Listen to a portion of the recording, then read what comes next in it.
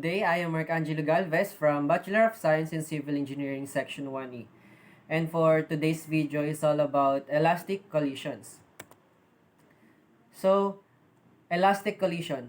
In elastic head-on collision, both the momentum and the kinetic energy of the system of two objects are conserved. So, we have formula of P initial equals P final, then KE initial is now equal to KE final. So, we have a step in solving one-dimensional collision. Number 1, choose a coordinate axis that lies along direction at motion. Number 2, draw a diagram or sketch the problem representing the two objects as blocks and labeling velocity vectors and masses. In number 3, write a general expression for the total momentum of the system of two objects and after the collision and equate the two, fill in the known values. In number 4, if the collision is elastic, write a general expression for the total energy before and after the collision and equate the two quantities, fill in the known values. Skip the step if the collision is not perfectly elastic. So for the last step, if the collision is elastic, write a general expression for the total energy before and after the collision and equate the two quantities. So let's move for the example number 1. In example number 1, a 1.60 kilogram block initially moving to the right with the velocity of 4.0 meter per second on a frictionless horizontal track collides with the massless spring attached to a second block with the mass of 2.10 kg moving to the left with the velocity of negative 2.50 meter per second. So, the spring has a spring constant of 600 Newton per mass. So, for letter A, determine the velocity of the second block at the instant when the first block is moving to the right with a velocity of positive 3.00 meter per second. And for the problem B, find the compression of the spring at that time. So in this problem, we identify the system as the two blocks and the spring.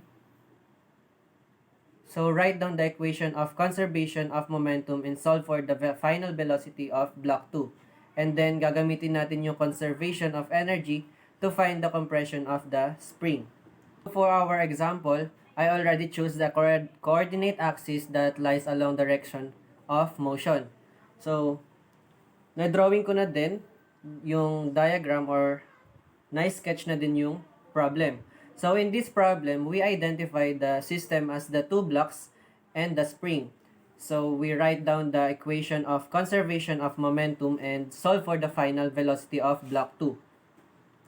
Ito yung kailangan nating i-solve.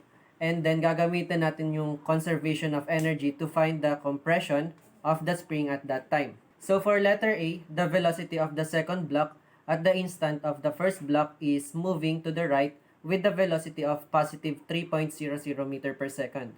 So, by conservation of momentum, we have now, so letter A, write the formula first, and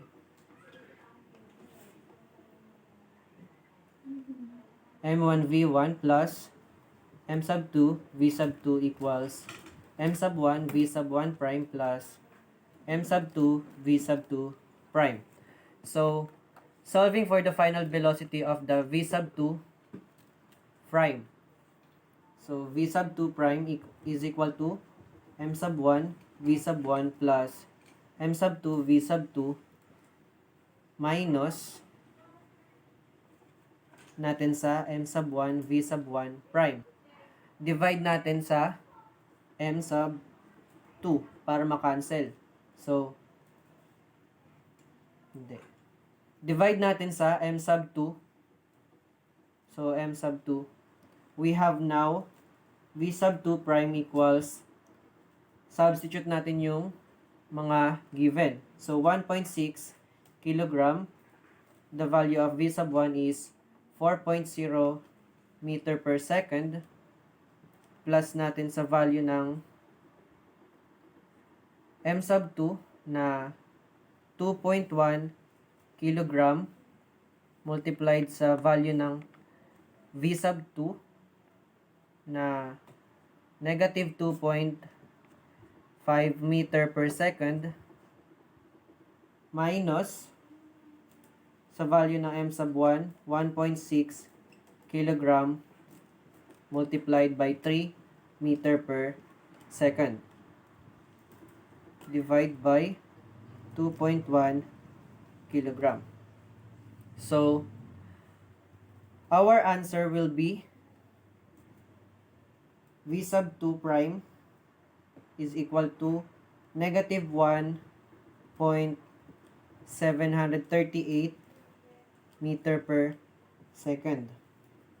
This is the answer for letter A.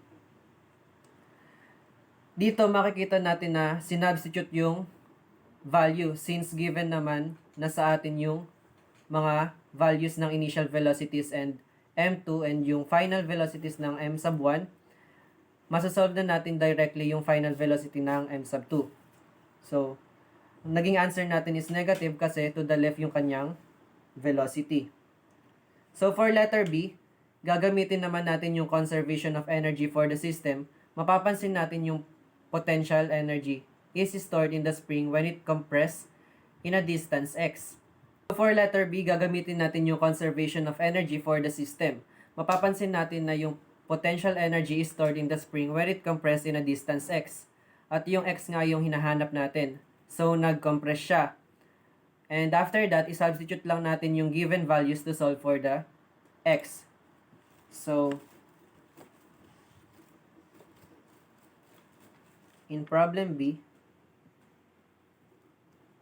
we have here E initial equals E final. So, wala tayong potential energy gravitational considering this is the level of reference and 0 yung Y initial and Y final. So, 1/2 M sub 1 V sub 1 squared plus 1/2 M sub 2 V sub 2 squared plus 1/2 Kx initial squared equals 1/2 M sub 1 V sub 1 prime squared plus 1/2 M sub 2 V sub 2 prime squared plus 1/2 Kx final squared.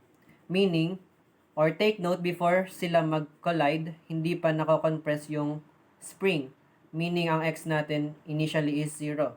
So, we have 1/2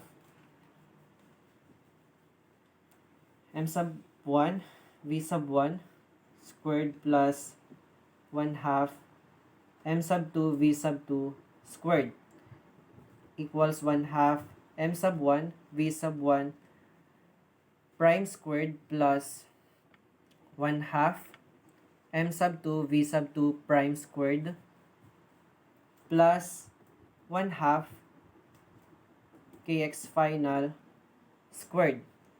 So, solving for the x, ililipat natin sa kabila itong equation na to. So, after natin ilipat yung equation, meron tayo ngayon na 1/2 Kx final squared equals 1/2 M sub 1 V sub 1 plus squared plus 1/2 M sub 2 V sub 2 squared minus 1/2 M sub 1 V sub 1 prime squared plus 1/2 M sub 2 V sub 2 prime squared. So, divide natin both side by K. So, makakancel natin ngayon yung 1/2. Cancel na din natin yung K.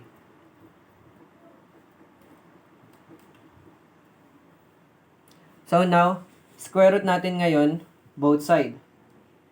Yung natirang given. So, x final squared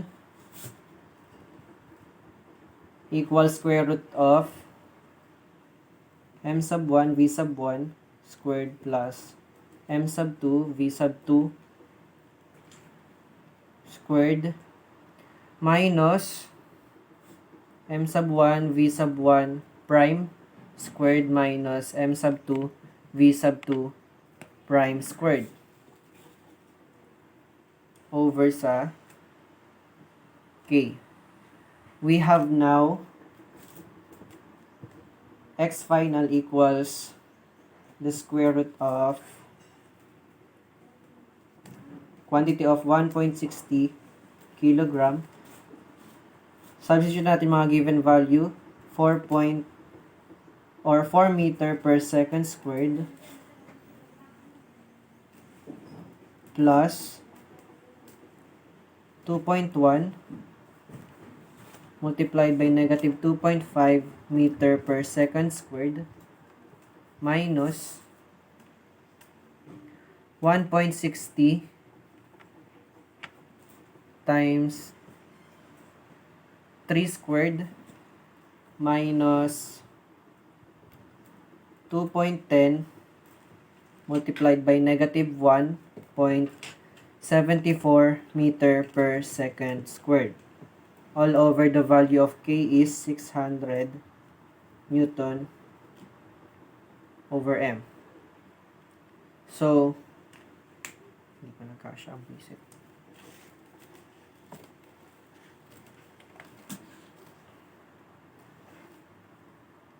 So, our answer is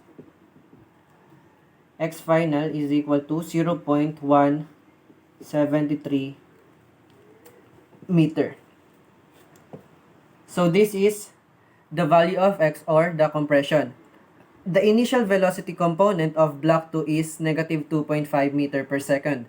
Because the block is moving to the left, the negative value for the final velocity ng object 2 means that yung block 2 is still moving to the left at the instant under the